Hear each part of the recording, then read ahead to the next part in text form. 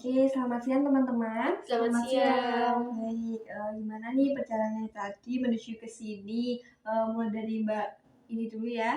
Ya, perjalanannya cukup jauh dan tadi juga hujan sebentar, tapi nggak apa-apa. Hujan tidak menghalangi saya untuk menghadiri acara pada hari ini.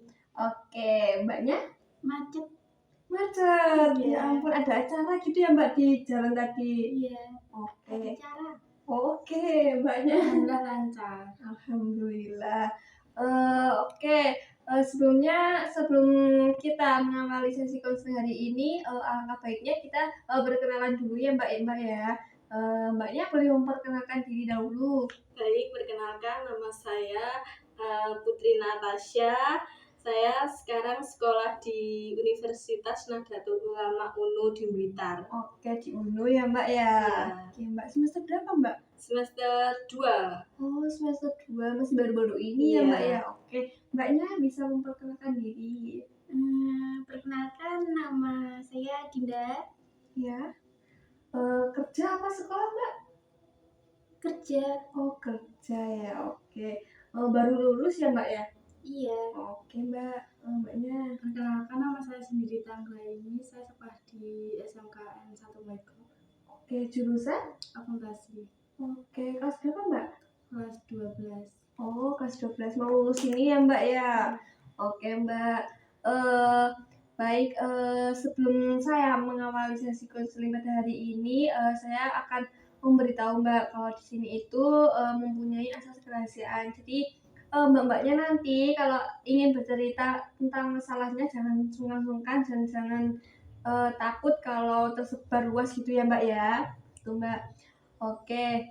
Nah, ini nanti kita mempunyai waktu kurang lebih 25 menit sampai 30 menit saja. Apakah mbak-mbaknya ini bersedia? Sedia. Oke. Nah, izinkan saya mencatat permasalahannya ya Mbak ya nanti ya. Iya. Oke Mbak. Saya mau tahu nih Mbak, tujuannya mbak-mbak ini mengikuti konseling hari ini itu apa? Mulai dari Mbak ini. Untuk menjaga rahasia. Oke, Mbaknya? Pengen mencari solusi kali ya. Oke Mbak. Mbaknya? Saya ingin curhat, ingin mengeluarkan unek-unek saya dan juga ingin meminta saran agar saya bisa lebih baik dari yang sebelumnya. Oke. Mbak sebelumnya kan tadi lupa ya Mbak ya, izinkan saya memperkenalkan diri dahulu. Perkenalkan, saya Diswarina untuk menjadi konselor pada siang hari ini. Baik, itu ya Mbak ya. Oke. Sebelumnya Mbaknya sudah pernah mengikuti sesi konseling pada yang lain apa belum Mbak? Belum. Oh, pertama ya. Iya. Mbaknya? Belum. Oke. Belum. Oke, jadi ini semua pertama kali mengikuti konseling ya Mbak ya? Iya. Oke Mbak. Oke, ini kan sudah agak siang ya Mbak ya, udah panas juga. Oke, kita awali saja sesi konseling pada hari ini. Gitu ya Mbak, bersedia kan Mbak ya? Bersedia. Oke Mbak, Mbaknya bisa menceritakan masalahnya tentang apa dulu? Masalah saya itu akhir-akhir ini tuh saya tidak bisa memanage waktu, tidak bisa mengatur waktu saya dengan baik sehingga kegiatan dan segala acara yang saya lakukan itu kayak berantakan gitu. Oke, jadi Mbaknya susah mengatur waktu gitu ya Mbak ya? Iya. Oke, kalau Mbaknya masalahnya apa? Apa ya, lingkungan kerjanya itu loh. Oh, susah berkomunikasi Iya. sama lingkungan kerja yang baru gitu. Oke Mbaknya? Bingung mau melanjutkan kuliah. Oh, oke, bingung untuk melanjutkan kuliah di mana sama jurusan apa gitu ya Mbak ya? Oke Mbak. Nah, oke Mbak, ini kan tadi mbaknya kan sudah mengutarakan masalahnya sendiri-sendiri ya. Oke. Nah, sekarang kita kesepakatan aja ya Mbak ya, kita akan membahas masalahnya siapa. Saranku sih masalah yang paling urgent gitu ya Mbak ya. Oke, menurut mbaknya gimana masalahnya siapa nih yang mau dibahas dulu? Mbak Putri saja. Oh, Mbak Putri. Kalau Mbak Dinda? Sama Mbak Putri aja. Oke, Mbak Putri, apakah bersedia? bersedia. Oke, baik. Kita awali saja ya Mbak ya. Oke, Mbak Putri bisa menceritakan permasalahannya Mbak Putri. Baik, sebelumnya terima kasih telah memberikan saya kesempatan untuk berbicara. Jadi, masalah saya ini yang saya hadapi saat ini di dunia baru saya, yaitu di perkuliahan. Saya itu sulit sekali untuk memanajemenkan waktu. Saya sudah berapa ya? Dari September, Oktober, November, sekarang Desember, hampir 4 bulan ini tuh saya kuliah. Tuh sulit banget untuk memanajemenkan waktu. Contohnya saya tugas yang banyak, terus acara yang padat, tugasnya yang banyak itu deadline-nya itu semua hampir berdekatan. Terus juga bersampingan ada acara pesmaba lah, seperti pramuka, ospek jurusan tuh padat banget. Saya tuh sulit untuk gimana ya caranya tugas saya itu cepat selesai, sedangkan saya juga bisa mengikuti acara-acara kampus dengan baik dan tenang, tidak memikirkan tugas-tugas yang ada di rumah gitu.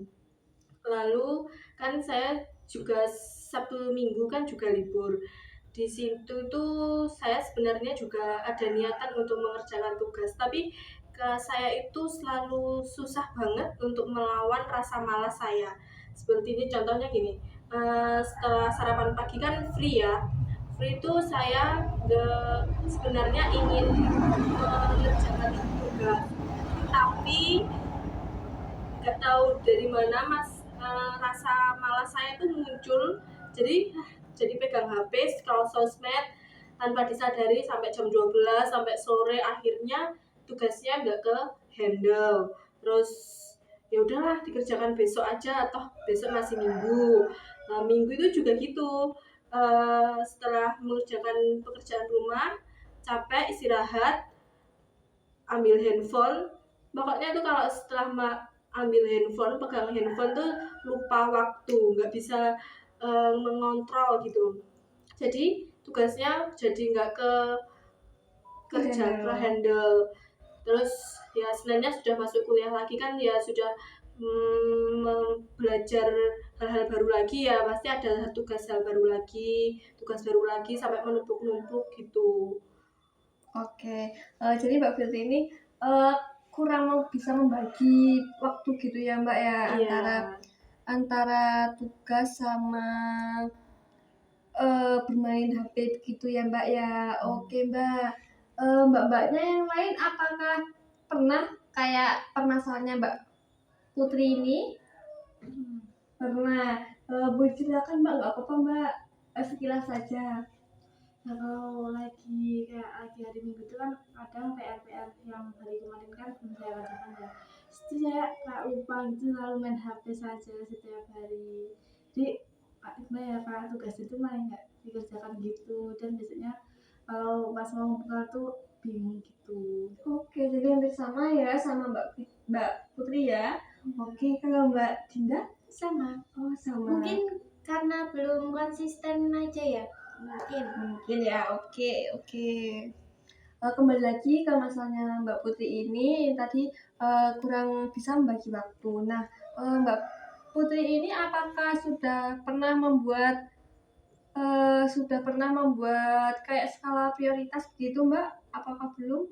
Kebetulan saya juga belum pernah, karena karena gini, ke SMA sama ke perkuliahan tuh bedanya sangat signifikan sekali. Dulu di SMA itu kayak banyak banget waktu luang, juga nggak terlalu, mungkin dulu waktu SMA nggak terlalu banyak tugas ya, jadi kayak agak santai gitu, ikut acara jalan-jalan sama teman, juga nggak memikirkan tugas, nggak terbebani sama tugas gitu. Dari SMA perkuliahan tuh kaget banget saya, oh ternyata kuliah itu tugasnya banyak banget ya, sampai saya tuh nggak sempet keluar jalan-jalan sama temen ya, karena tugas yang banyak dan deadline yang Cukup mepet dan juga acara kampus yang sangat padat gitu. Oke, jadi Mbak Fitri ini belum pernah kayak membuat skala prioritas gitu ya Mbak ya. Betul. Nah oke, Mbak Putri nih, apa sih yang membuat Mbak Putri ini tadi datang ke sini untuk konseling? Saya ingin mencurahkan semua apa yang saya rasakan selama ini, dan saya juga ingin meminta saran agar saya itu bisa, agar perbuatan yang kurang baik di dalam diri saya itu bisa hilang. Oke, kan tadi Mbak Putri ini tadi kan katanya susah mengatur waktu begitu ya Mbak ya. Nah, Ya, apa sih yang sedang terjadi dalam hidup Mbak Putri sekarang? terjadi seperti Itu apa jenis yang sedang Mbak Putri alami? yang saya alami saat ini itu, yaitu saya agak sulit untuk mengatur waktu. Sebenarnya tuh kalau saya mau, saya tidak malas tuh sebenarnya saya bisa kok mengatur waktu agar tidak repot. Tapi gimana ya caranya untuk menghilangkan rasa malas dan untuk menumbuhkan rasa semangat saya, untuk menyemangati diri saya bahwa saya itu sekarang sudah tidak seperti SMA dulu lagi yang hanya main, belanja, tidak terlalu memikirkan sekolah. Sekarang itu kan saya sudah di perguruan tinggi ya. Di perguruan tinggi itu kan umumnya ya juga lebih sulit ya daripada di sekolah-sekolah SMA, SMP gitu. Gimana ya caranya biar saya itu bisa merubah diri saya yang menjadi lebih baik gitu. Oke, nah apa sih yang sedang Mbak Putri lakukan saat Mbak Putri menunda mengerjakan tugas? Saya tuh paling sering tuh tidur, kalau nggak tidur ya itu main gadget. Dua itu tuh sulit sekali hilang dari diri saya. Seperti gini, saya itu kalau ada sedang semangat ya, semangat mengerjakan tugas, entah itu ada notif WA, notif Shopee, atau rasa ngantuk itu tiba-tiba muncul. Jadi ada tugasnya jadi kesingkirkan, tidak dikerjakan lagi, dan terus seperti itu. Oke, nah tadi kan Mbak Putri kan menunda tugas, jadi Mbak Putri dengan memainkan handphone begitu ya Mbak ya. Oke, nah setelah Mbak Putri melakukan hal tersebut nih, apa sih yang terjadi di diri Mbak Putri? Setelah saya melakukan main handphone seperti itu ya, Ya kan menunda tugas ya, apakah merasa menyesal apa gimana? menyesal tuh pasti.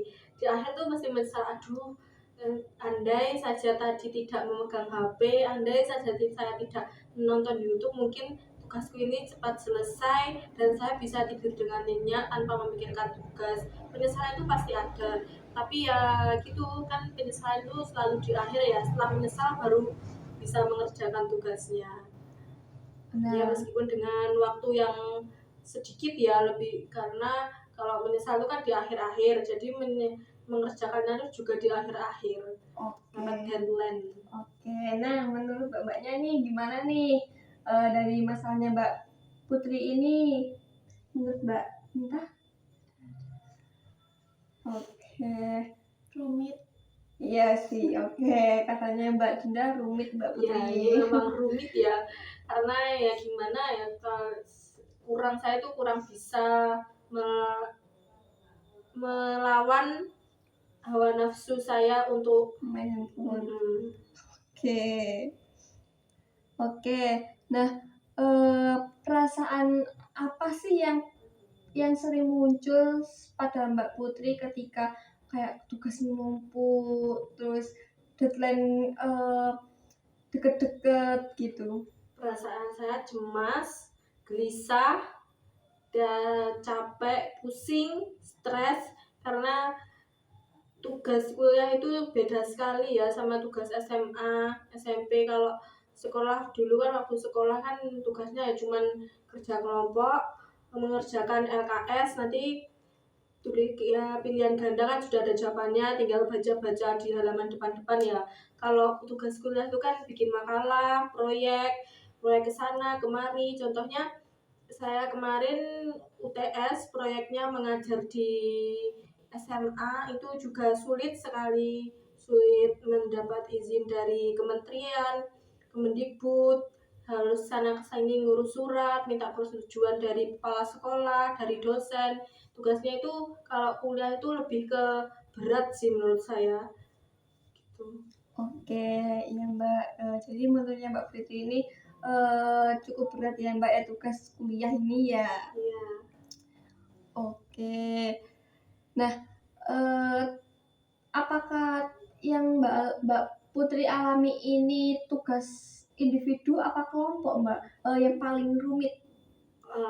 Paling rumit itu individu, karena kalau berkelompok ya bisa bagi tugas ya, kamu yang bagian ini, bagian ini, bagian ini, nanti kalau sudah selesai kita kumpulin jadi satu, kita kumpulkan ke dosen, selesai ya semuanya kan, jadi nggak terbebankan ke diri sendiri, bisa bekerja sama, bisa saling tukar pikiran, bisa memecahkan masalah dan menyelesaikan tugas lebih cepat sih kalau berkelompok itu.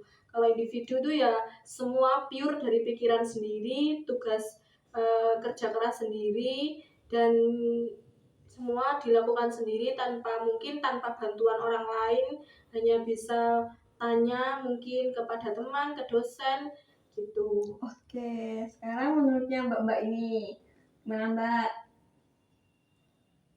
Sangat rumit ya Oke, tugas-tugas yang dia ya disingkatkan untuk mementingkan bermain handphone. oke. Apakah Mbaknya pernah kayak gini? Oke, pernah ya Mbak ya. Mbaknya kan Mbaknya tadi kan bekerja, jadi apakah ada yang sama dari Mbak Putri kan? Tapi kalau Mbak Putri kan masalah tugas ya. Apakah ada Mbak? Ada. Oke. Di mana Mbak? Masalahnya saat kayak bos sama karyawan apa gimana? Apa sesama karyawan? Ya. Sesama karyawan. Oke, jadi kayak bisa menimbulkan konflik gitu ya Mbak. Oke Mbak. Nah, Mbak Putri nih kembali lagi ya Mbak ya. Mbak Putri nih, hal apa sih yang sering kamu salahkan ketika kamu menunda tugas? Saya sering menyalahkan handphone sih. Handphone tuh sebenarnya bukan ke handphone tapi diri sendiri. Handphone kan benda mati ya, tidak bisa disalahkan. Handphone tuh bisa kalau tidak kita sendiri yang bergerak untuk memainkannya, kan handphone juga tidak memanggil-manggil kita. Mungkin diriku sendiri sih yang lebih saya salahkan. Kenapa kok saya gini ya? Kenapa kok saya selalu memainkan gadget ya gitu. Oke Mbak. Nah, Mbak Putri ini apa sih yang Mbak Putri sadari tentang Mbak Putri ini setelah membicarakan masalah Mbak Putri ini? Yang saya seperti Yang Mbak Putri sadari. saya sadar bahwa perbuatan atau perilaku yang selama ini saya lakukan itu kurang efektif, kurang efisien, dan mungkin kurang bagus juga untuk mental saya, karena dengan adanya banyak tugas ini ya juga membuat mental saya kurang bagus ya, karena selalu memikirkan kayak tidak nyaman gitu, lagi jalan-jalan tiba-tiba mikirin tugas, aduh tugasku banyak, aduh gimana ya cara ngerjainnya, kalau nggak bisa ini deadline-nya mepet sekali gitu. Nah, oke Mbak. Seumpama masalah ini berlanjut pada Mbak Putri ini, apa sih dampak bagi Mbak Putri ke depannya? Menurut Mbak Putri saja. Kalau masalah ini berlanjut ya, mungkin dampaknya ke saya menjadi lebih buruk ya, karena kan ini saya masih semester awal saja saya sudah melakukan hal seperti ini. Ntar kalau sudah semester ke atas itu kan tugas-tugas juga semakin banyak, tanggung jawab juga semakin berat. Jika saya terus melakukan hal-hal seperti ini, mungkin saya tidak akan bisa melanjutkan kuliah saya dengan cukup baik. Mungkin saya akan bisa putus kuliah karena perbuatan saya yang kurang baik ini. Oke, nah menurut Mbak Putri apa hubungan kayak rasa takut tadi sama kebiasaan menunda mengerjakan tugas tadi sama memilih waktu untuk bermain handphone kayak melihat YouTube gitu. Hubungan Iya, kayak kesangkut pautannya gimana? Ini semua ya sangkut paut, pasti ada hubungannya ya kan tadi Rasa takut. rasa takut karena saya tidak bisa mengejar deadline dari dosen. Rasa takut karena takutnya saya tidak bisa mengerjakan tugas tepat waktu hanya karena perbuatan saya yang kurang baik ini, yang sering bermain gadget dan yang sering mengabaikan tugas. Oke. Kalau kebiasaan menunda Mbak, apa sih hubungannya? Dengan Iya itu tadi dengan rasa takut sama dengan waktunya Mbak Putri ini. kalau menunda tugas nih dengan rasa hubungannya gimana ya, menunda-tunda tugas ini ya saya takut, saya berhubungan dengan ketakutan saya karena yaitu saya nanti takutnya kalau saya terus menerus menunda tugas maka saya tidak bisa mengejar nilai, mungkin IPK saya nanti akan turun karena saya sering tidak mengerjakan tugas, sering tidak mengumpulkan tugas ya hanya karena saya lalai dalam mengerjakan tugas ini. Oke, sebelumnya Mbak Putri ini kan tadi mempunyai masalah sulit ya mengatur waktu gitu ya. Nah, apakah Mbak Putri ini pernah kayak keterlambatan deadline? Apakah pernah telat masuk kelas gitu Mbak?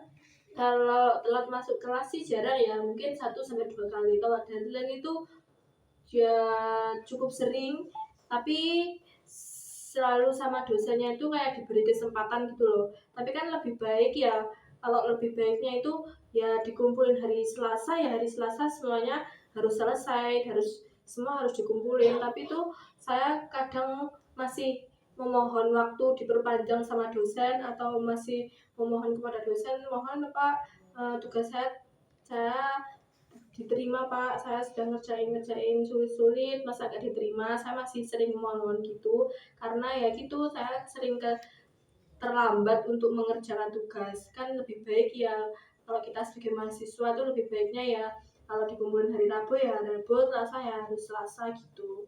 Oke, jadi Mbak Putri ini sering memohon-mohon ya. Iya. Oke Mbak, untuk tugas kelompok gitu aman kan ya Mbak ya? Alhamdulillah sejauh ini tugas kelompok itu selalu aman ya, karena kan ada beberapa orang yang bisa dibagi untuk mengerjakan tugas, kita bisa saling tukar pikiran, tukar pendapat untuk memecahkan semua masalah yang ada di dalam tugas. Jadi cari solusinya itu lebih cepat dan bisa lebih mengumpulkan tugas dengan tepat waktu. Oke Mbak, jadi Mbak Putri ini lebih susah ke tugas individunya ya? Iya, betul. Oke, menurut Mbak Dinda nih, gimana Mbak? Tadi atas ceritanya Mbak Putri ini tadi, menurut Mbak Dinda? Ya dirubah Rubah ya, oke Mbak. sama. Oke. Ya sama-sama ya, emang harus saya berubah supaya agar saya lebih baik ke depannya. Oke.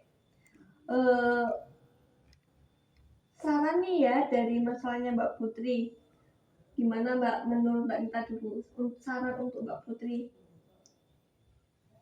Sarannya gimana ya Kak, mementingkan tugas terlebih dahulu daripada handphone. Iya. Oke, Mbak Dinda? Nggak ada.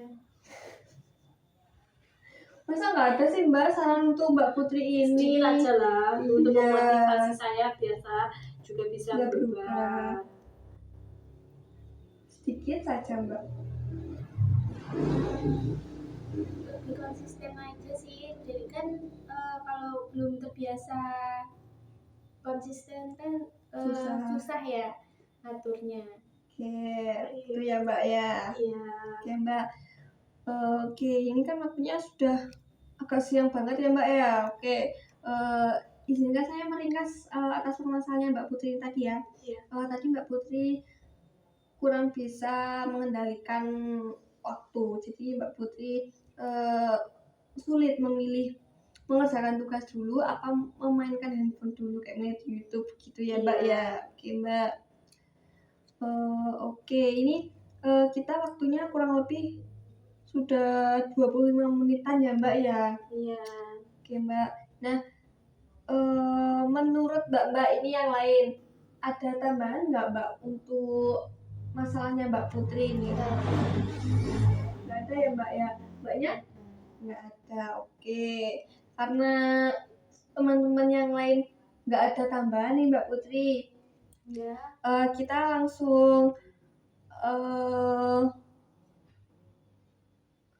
langsung janjian untuk pertemuan selanjutnya ya Mbak ya. Gimana Mbak setuju? Setuju. Oke, untuk membahas permasalahannya Mbak Putri sama permasalahannya yang lain gitu ya Mbak ya.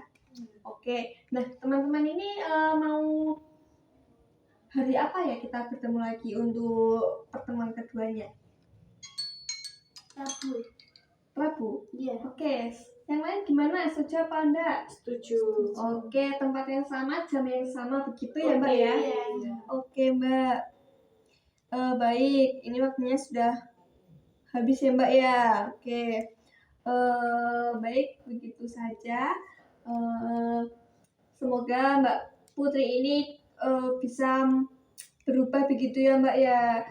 Sama juga Mbak, saya lupa Mbak Putri cobalah untuk membuat skala prioritas. Jadi kayak membuat jadwal di kertas bisa, terus ditempel di tembok gitu ya Mbak ya. Iya. Oke Mbak. Oke, saya akhiri sesi konseling pada siang hari ini.